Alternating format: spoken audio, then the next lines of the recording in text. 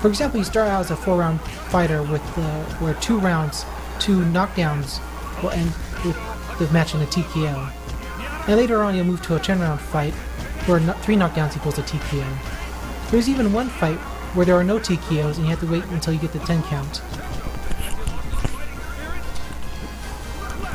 Yeah, in addition to that, what is also present in this game in relation to the knockdowns is the mandatory standing 8 count, standing 8 count, which I thought was pretty cool and makes a really good experience. But moving on, in comparison to other reviews, my main beef with this game is on something that only speaks for a small portion of the population that I happen to be a part of, but still always made their impact on sports. Especially in boxing, which this game is a simulator on. The thing I personally do not like about this game is that there is no southpaw option, and I happen to be left-handed. I know. Of all the characters that are selectable, none were left-handed in the original manga, and there has never really been a true lefty in the manga either. What I mean by a true southpaw is someone along the lines of Manny Pacquiao or Marvin Hagler, and the only southpaw fighter was not even naturally left-handed. It is not selectable in the game. There are numerous southpaw boxing champions past and present, especially from Japan. I think with many southpaws being champions and having tremendous records, there deserves to be such an option for this game regardless of the characters originally being right-handed or not. I have managed to try using the control scheme in a southpaw stance and has worked out pretty decently. Working on my right as if I were using a jab is not as reactionary or as fast as using your jab with the left hand with the nunchuck, since the right hand is the power punch. But instead of jabs with the left hand, I now throw left straights according to the punch stats. But I'd feel more comfortable if I got the nunchuck on my right hand. I tried playing that way by having the nunchuck in my right hand and the Wiimote on my left, but I can't get any of the punches to react at all. So speaking for less than 10% of the population of the entire world, thank you for listening to that rant. So we leave the gameplay and controls an 8 out of 10. Hopefully you enjoyed the review, and hopefully you found it informative in whether you wanted to buy this game or not.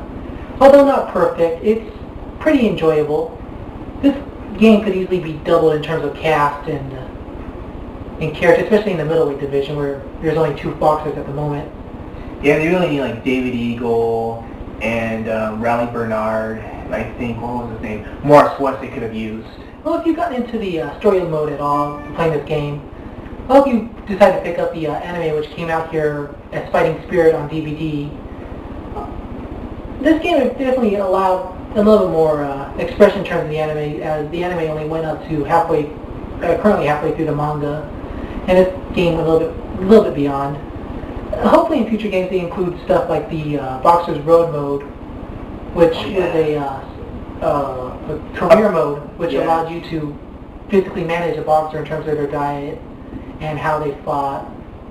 And that would be a very good option to include for a online mode as well. Have 2 people who created their own boxers go head-to-head with using WeFriend codes and the such.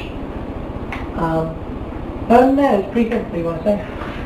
Yeah, even though this game may be disappointing to some people, I personally didn't like how they included characters. I personally didn't like Scratch J and Hoshi, and they had to sacrifice superior characters like the younger versions, Takamogawa and Nekota, which have been done in the past as well.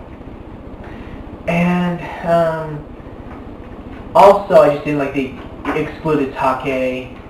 And I forgot when we were reviewing the voice actor, we forgot to mention about the narration. We kind of talked about how it sounded like Tom Bosley narrating David the Gnome or something. But I believe in the Japanese version, I think it was Nekota that narrated it, so... And the English narrated sure as hell did not sound like Nekota. Okay.